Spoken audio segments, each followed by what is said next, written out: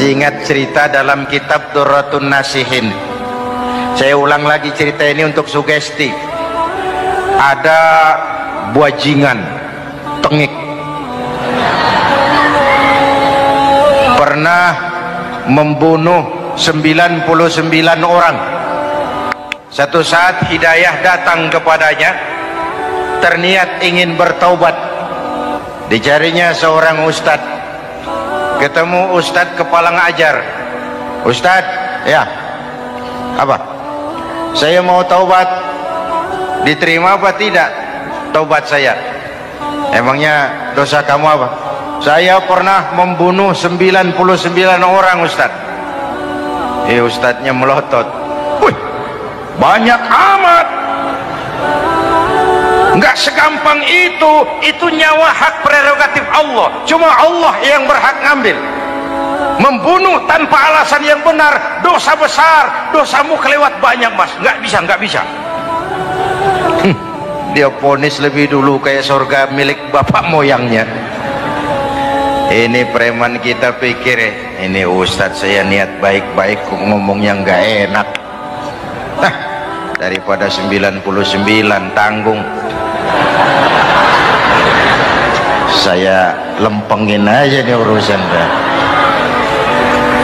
Dibabat lagi ustadz, tamat, selesai, pas, cepet. Niat taubatnya masih terus. Dia mengembara sampai ketemu seorang ustadz yang bijak. Waalaikumsalam Ustadz. Salam. Ada apa? Ustadz, saya mau taubat, diterima apa enggak sih? Oh, sebelum mentari terbit dari sebelah barat, sebelum napasmu sampai di tenggorokan, Allah akan menerima taubatmu. Boleh jadi dosamu besar, tapi ampunan Allah lebih besar dari dosamu. Begitu Ustaz. Iya. Cuman ngomong-ngomong dosamu apa sih? Ustaz, saya sih tadinya cuma bunuh 99 orang. Terus ada Ustaz ngomongnya nggak enak, jadi saya cukupin 100. Oh, taubatmu diterima asal benar-benar. Cuma begini saja, kampungmu kampung brengsek tuh, lingkunganmu nggak sehat. Kalau kau pulang ke sana lagi, niat taubatmu bisa lentur dan luntur. Kamu pindah saja, hijrah ke kampung lain yang lebih baik. Baik Ustadz, makasih. Wah, ngepak koper, pindah. Belum sampai ke kampung yang dituju, ajal datang merenggut nyawa. Ketika roh keluar dari jasad, ini malaikat rahmah dengan malaikat azab rebutan. Kata malaikat rahmah, ini jatah saya. Orang ini sudah taubat, tempatnya di surga. Kata malaikat azab, nanti dulu. Taubat si taubat, 100 bagaimana urusannya? Bertengkar. Akhirnya Allah mengutus malaikat Jibril, kau adili. Kata Jibril, ukur sajalah mana yang lebih dekat, kampung yang dituju atau kampung yang ditinggalkan. Ketika diukur, kampung yang dituju lebih dekat dari kampung yang ditinggalkan. Kata Jibril, dia jatah malaikat rahmah, taubatnya diterima Allah. Nah, kalau mendengar riwayat seperti ini, jangan diartikan bahwa untuk taubat mesti membunuh 100 orang. Ini harus diartikan bagaimanapun besar dosa dan kesalahan yang kita lakukan, jangan putus asa dari rahmat Allah. Sebaliknya, bagaimanapun banyak kebaikan yang kita kerjakan, jangan puas hati dan sombong diri. Kita belum tahu akhir perjalanan hidup ini. Kita hanya berbuat dan berbuat. Kepastian itu haknya Allah. Ada yang masuk neraka karena menyiksa kucing. Ada yang masuk surga walaupun sudah membunuh 100 orang.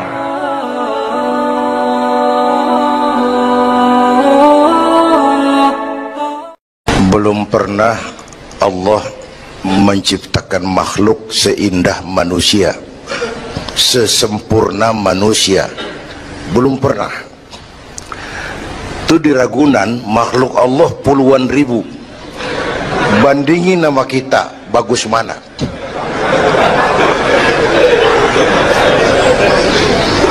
Ada makhluk Tuhan tuh yang disebut malaikat, diciptakan dari cahaya, immaterial, dan karena itu tidak perlu material.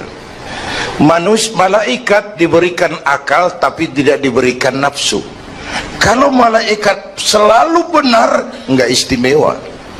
Kalau malaikat nggak pernah salah, wajar. Nggak ada yang bikin mereka salah. Material nggak perlu, seksual nggak perlu, sama duit budek, sama perempuan kagak open.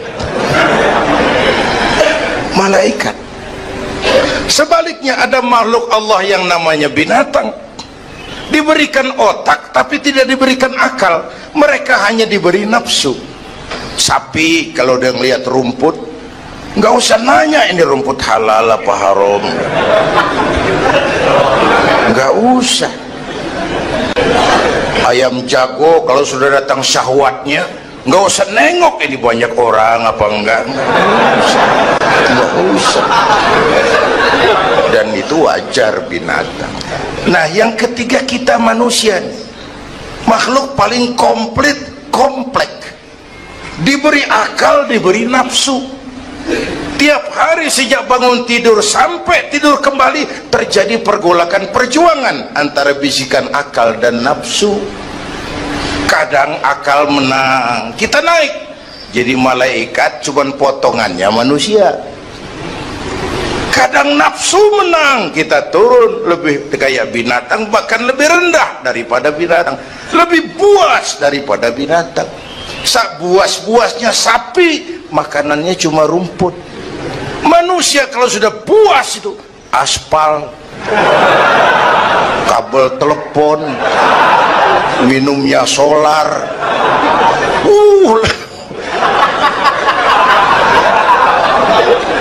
lebih puas dari binatang sekalipun. Agar akal bisa mengendalikan nafsu, Allah menurunkan agama, bukan menghilangkan, mengendalikan, mengatur. Manusia tanpa nafsu bukan manusia. Manusia nafsu melulu, kebo.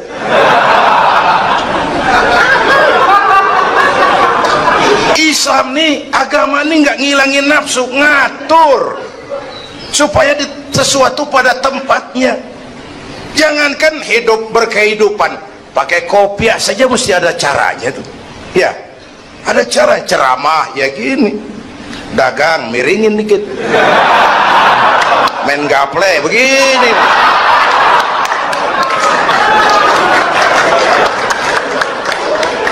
Pakai kopiah aja ada cara aja tuh. Mengendalikan nafsu itu ditempatkan pada tempatnya, bukan menghilangkan nafsu. Laki-laki perlu perempuan, perempuan perlu laki-laki, itu nafsu. Islam ngatur lewat pintu yang disebut nikah. Maka dalam Islam jangankan orang biasa, kiainya boleh kawin. Bener, saya kalau kiai nggak boleh kawin saya pilih mundur saya. Berat rontok rambut.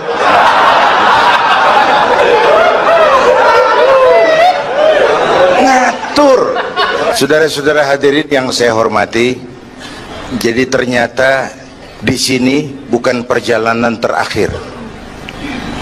Bahkan ini harus jadi titik awal ke depan, menata hari esok yang lebih pasti dan lebih baik.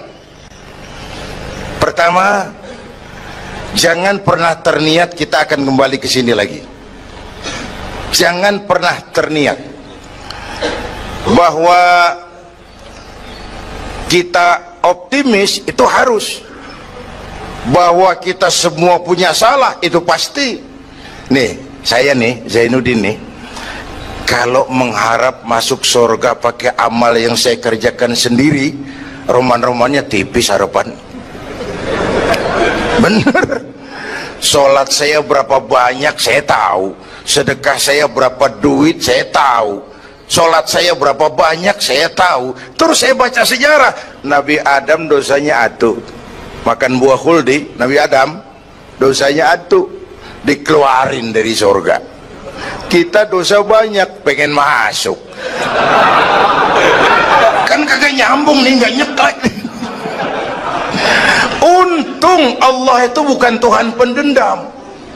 Allah itu ramah dan penuh rahmah. Manusia, dosamu banyak, coba kau lihat rahmatku jauh lebih banyak. Manusia, dosamu besar, lihat ampunanku jauh lebih besar. Kau nangis di hadapanku, aku senyum melihatmu. Kau berjalan menujuku, aku lari menyambutmu. Sini manusia, sini. Itu yang bikin kita optimis. Allah ramah dan penuh rahmah. Tuhan kita bukan Tuhan pendendam. Jangankan kita nih yang ada dalam Duratan Riyadhus Shalihin itu kan riwayat lama. Ada mbahnya bajingan, tengik lagi. Ini pernah membunuh 99 manusia, 99 orang dibunuh. Bayangin, satu hari datang hidayah, ada keinginan taubat kembali. Berangkat dia cari ustadz mau menyatakan taubat. Yang ditemuin ustadz belum tapi mateng, masih mengkel. Assalamualaikum ustadz. Salam. Kenapa ustadz? Saya mau nanya, apa? Saya mau taubat, bisa nggak sih? Emang dosa ente apa? Saya pernah bunuh 99 orang ustadz. Oh, ente kelewatan amat.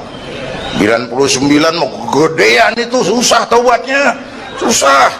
Enak aja 99 dibunuh, kurang ajar ente. Oh, niat namanya bajingan digituin, naik darahnya. Sialan nih ustadz nih. Orang mau taubat kok ngomongnya nggak enak. Gue pikir daripada 99 dengan gue lempengin nih. Akhlakul karimah itu kriterianya itu langsung dari Allah. Jadi bukan manusia yang menentukan sesuatu itu baik, benar, salah. Itu hak prerogatif Allah. Nah, akhlak ini lebih lengkap, lebih sempurna daripada daripada adat misalnya. Anak muda yang lewat di depan orang tua membungkukkan badan, itu dianggap sudah cukup beradat, tapi belum tentu berakhlak. Niatnya apa dia bungkukin badan? Ngelihat kaki-kaki udah bongkok. Tergantung niatnya itu. Secara adat dia sudah beradat, tapi belum tentu berakhlak. Bergantung motivasinya.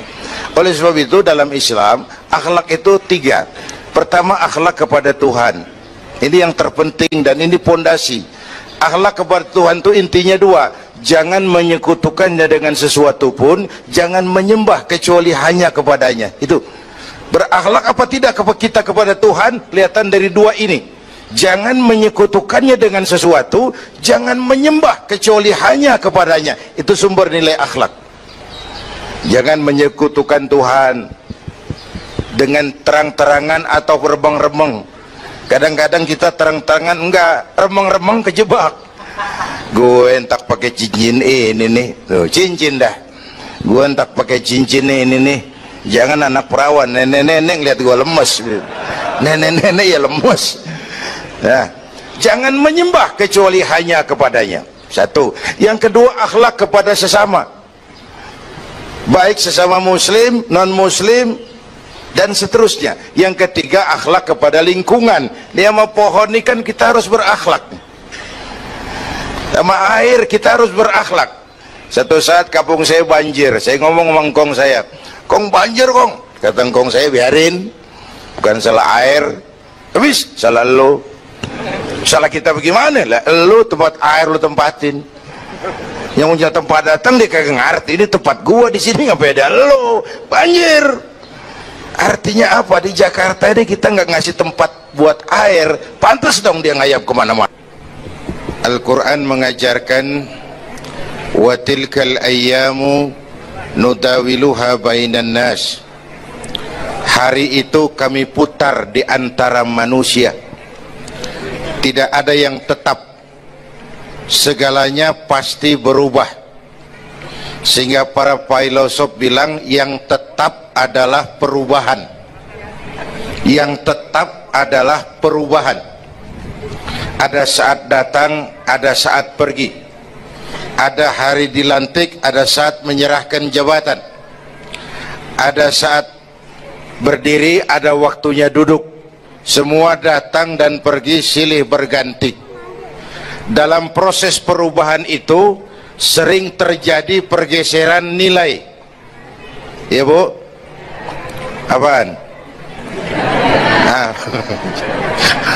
Serius banget. Emang kudu serius.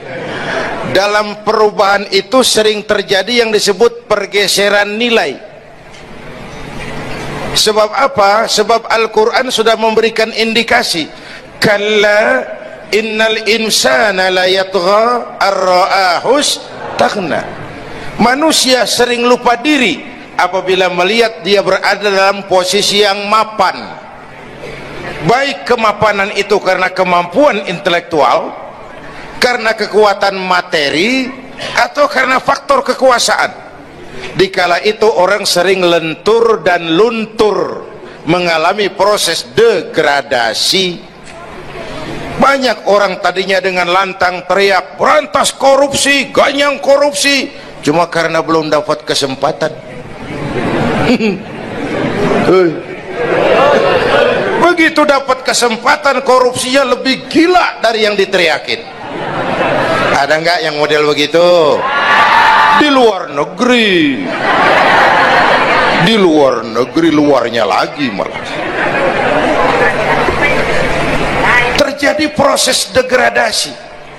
Makanya saya sih ngarepin ini menteri-menteri kabinet baru kayak yang kemarin dilantik, DPR baru, saya ngarepin waktu dilantik tuh baca doanya nawaitu sauma godin. Niat puasa dulu deh. Ini negara lagi kurang tapi bagus, ekonomi masih gonjang ganjing, rakyat masih Senin Kemis. Nawaitu sauma godin dulu deh. Nunda dulu, nunda tempe boleh abis maghrib, nunda entaran tahu boleh abis maghrib. Menteri mau naik mobil mewah boleh ntar kalau ekonomi udah mendingan, rakyat napasnya udah pada lega. Nah itu so ini malah dilantik malah Allahumma lakasumtu. Doa buka puasa yang dibaca habis rakus semua jadi.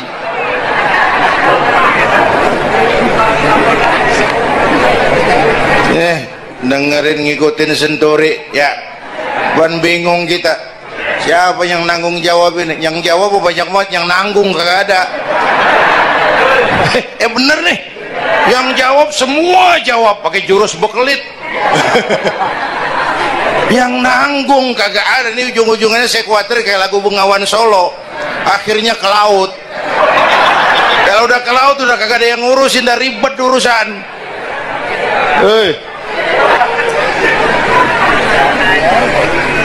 Kita ini sekarang banyak yang merasa pinter tapi tidak pinter merasa. Akibat era informasi kita banyak tahu tapi nggak tahu banyak. Coba dong, siapa aja ngomong apa aja diomongin, begitu dia dalemin gue juga katanya. Banyak tahu tapi nggak tahu banyak. Merasa pinter tapi nggak pinter merasa. Orang tuh kalau merasa pinter yang timbul keangkuhan, tapi kalau pinter merasa yang timbul kebijakan. Ayolah, nah itu sama godin sebentar kok, nunggu maghrib deh. Kalau ekonomi udah beres, rakyat hidupnya udah rada mapan, itu menteri mau pakai mobil buahnya mewah masa bodo amat.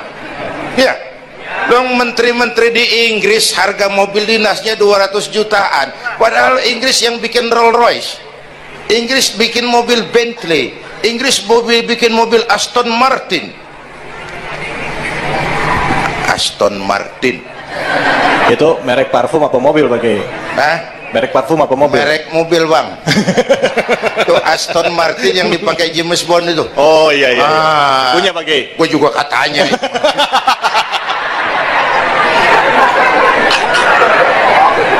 Lah mobil menterinya harga 200 jutaan. Menteri-menteri Malaysia pakai mobil Proton Saga, produknya sendiri. Kita 1,3 miliar. Ada, mudah-mudahan mobil dinas baru ini bisa meningkatkan kinerja saya, kata seorang menteri. Dodol. Apa hubungannya mobil mewah sama kinerja? Apa hubungannya mobil mewah sama kinerja? Kalau memang mental bajai, biar naik Mercy juga selandang-selandang nggak karu-karuan.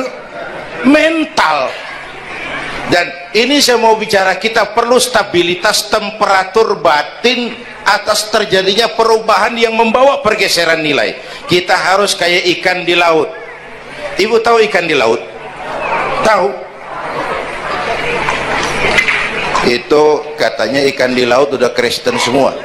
Sebab yang paling gedenya paus.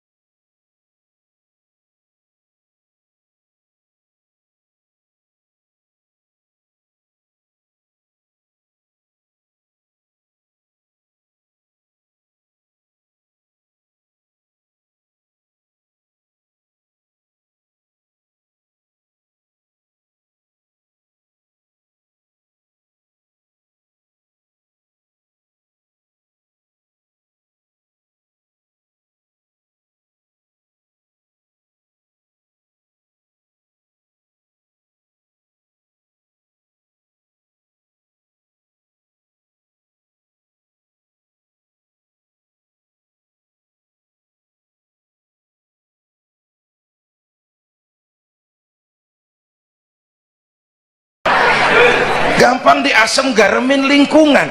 Tapi orang yang jiwanya hidup, silakan buka tempat pelacuran di samping rumah saya, pantang saya ikut. Silakan buka tempat judi di depan rumah saya, nggak bakalan saya ikut. Silakan buka minuman keras di belakang rumah saya, nggak bakalan saya ikut. Jiwanya hidup, dan jiwa akan hidup kalau agama hidup di hati kita.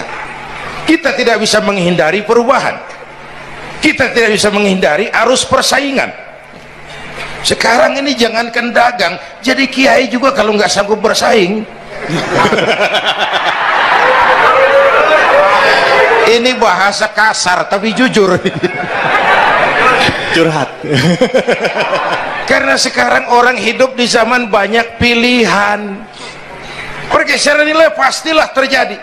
Dulu tahun 60-an Betawi ini sebelum listrik masuk desa, asal sore habis maghrib kita jalan masuk kampung, berasa banyak Islam tuh. Berumah sono anak muda lagi pada baca Yasin, belah sono yang sono lagi latihan barzanji, belah sono ibu-ibu mengempet ngapalin sifat 20. Dulu tuh masih rumah gelap, belum ada listrik ya.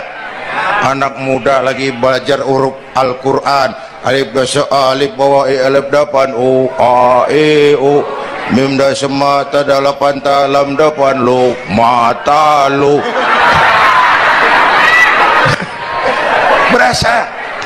Nah, begitu masuk listrik, rumah pada terang, terjadi pergeseran nilai. Apa yang kita lihat? Televisi main gede-gedean. Ya, ya. Ngaku lu, ngaku. Suara Al-Quran sepi. Jangankan yang baca barzanji, yang apal sifat 20, yang baca Quran pun sepi. Ini pergeseran nilai. Dulu sosial kontrol tajam, Pak. Orang peduli sama lingkungan. Dulu, sekarang lu gue. Ya. Ya. Dulu kalau ada anak gadis hamil di luar nikah, aib, malu selebar kampung. Sekarang makanan hari-hari. Benar-benar nih. Ibu-ibu lebih menghargai selingkuh daripada poligami. Ayo ngaku, ngaku. Yang bapaknya senyumnya lebar banget nih, Pak. Yang bapak. Terjadi pergeseran nilai. Nah, kita ingin pergeseran nilai itu yang positif, bukan yang negatif. Nah, supaya bisa, kita harus punya filter. Ini kan abad entertain, Pak. Orang pandai membangun pencitraan sekarang ini. Karena rakyat kita, umat kita ini kan sekarang kayak daun kering, Pak. Gampang dikumpulin, susah diikat. Berisik, gampang dibakar. Cepat heran, gampang kagum. masyarakat mall. Nih ibu-ibu nih, coba asal ada mall baru rame-rame aja berangkat. Belah sono buka rame-rame dia ke sono, kagak belanja, numpang heran doang. Di sono heran, kemari kagum. Ini dimanfaatkan oleh ahli entertain, pandai membungkus, membangun opini, membangun pencitraan. Maka kita harus punya filter menghadapi arus perubahan, harus punya stabilitas temperatur batin. Apa konsepsi dasarnya? Agama, Bu. Kekuasaan kalau jatuh ke tangan orang beriman, aman. Ilmu kalau jatuh ke tangan orang beriman, manfaat. Harta kalau jatuh ke tangan orang beriman, manfaat, rahmatan lil. Tapi kekuasaan jatuh di tangan orang yang jauh dari iman, Fir'aun kan dulunya cuman raja bang, cuman kelamaan jadi raja nggak ada yang nandingin, akhirnya lupa daratan, ngaku jadi Tuhan. Ana rabbukumul a'la, aku Tuhanmu yang paling tinggi katanya. Dihadapi oleh Musa. Dulu mah adu sihir, sekarang pan adu konsep. Itu cuman beda versi aja. Dulu adu sihir, sekarang adu visi dan misi. Polanya sama, begitu orang tuh dikenal dari visi dan misinya. Akhirnya Fir'aun mengangkat diri jadi Tuhan, ditenggelamkan di Laut Merah. Begitu udah cengap-cengap napas sampai tenggorokan, baru amantu bi Rabbi Musa wa Harun. Aduh, kalau begini saya juga percaya sama Tuhannya Musa. Udah mau mati, walaikal maut, gemes banget, dikedukin lumpur, dijubulin, mampus loh. Kemarin kemana udah gini hari baru beriman. Kekayaan kalau jatuh di tangan orang yang jauh dari iman, yang muncul korun, lupa diri, lupa daratan, masuk dalam kategori kalla innal insana la yatgha ar-ra'ahus tagna. Maka dalam pada itu kita bersyukur Majelis Ulama memberikan fatwa yang berkenaan dengan perubahan-perubahan yang terjadi di tengah-tengah kita, supaya kita ini punya pagar, supaya kita punya benteng ada yang kita pegang. Dan yang memberikan fatwa juga Majelis Ulama, bukan seorang tuh, majelis, lalu terdiri dari berbagai macam proses pertimbangan. Nggak sembari ngelamun di bawah pohon jambu tuh nyusun fatwa tuh. Saya perlu sampaikan ini sebab orang kan harus hati-hati. Memang ada hadis, barang siapa yang berijtihad lalu ijtihadnya benar dapat 2 pahala, kalau ijtihadnya salah dia dapat 1 pahala. Manijtahada, man di sini bukan lil itlaq, bukan siapa saja, barang siapa lalu siapa saja, nggak beres urusan. Barang siapa yang memenuhi persyaratan untuk berijtihad lalu dia berijtihad, itu yang kalau salah dapat 2, kalau salah dapat 1, kalau benar dapat 2. Jadi manijtama'a fihi syurutul ijtihad, bukan man lil itlaq lalu siapa saja boleh berijtihad lalu lahir fatwa yang aneh-aneh. Tetapi sungguh pun demikian, fatwa Majelis Ulama itu tidak bersifat mengikat. Ini yang bijaksananya tuh dalam Al-Quran Pak. Bu, balik lagi ke ceramah nih. Dalam Al-Quran Allah itu maha bijaksana. Kapan? Coba. Kalau surga disediakan untuk orang yang tidak punya dosa, sepi surga. Ya, nih ayo jujur nih, ada nggak yang kagak punya dosa di sini? Nggak ada. Untung Allah bilang apa? Wa amma man sakulat mawazinuhu fahuwa fi 'ishatir radiyah. Orang yang timbangan kebaikannya lebih berat dari timbangan kesalahannya. Bukan nggak punya salah. Orang yang timbangan kebajikannya lebih berat dari dosanya. Bukan nggak punya dosa. Ya. Tapi lebih berat, kan itu yang kita harapin. Ada dosa, ada salah, iya, tapi timbangan kebaikan lebih berat daripada timbangan kesalahan.